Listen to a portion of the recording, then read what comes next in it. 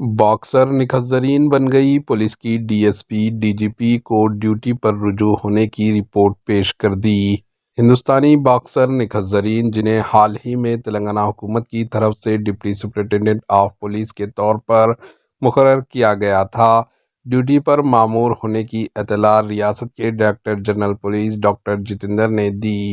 D G پی نے boxer Nikhat زرین کی تقرری کا اعلان social media platform X پر ایک پوسٹ کے ساتھ کیا۔ ہم فخر کے ساتھ 2 بار کی عالمی باکسنگ چیمپئن اور اولمپک ایتھلیٹ نکھت زرین کا استقبال کرتے ہیں جب وہ ڈپٹی سپرنٹینڈنٹ آف پولیس خصوصی پولیس کے طور پر اپنا نیا کردار سنبھال رہی ہے۔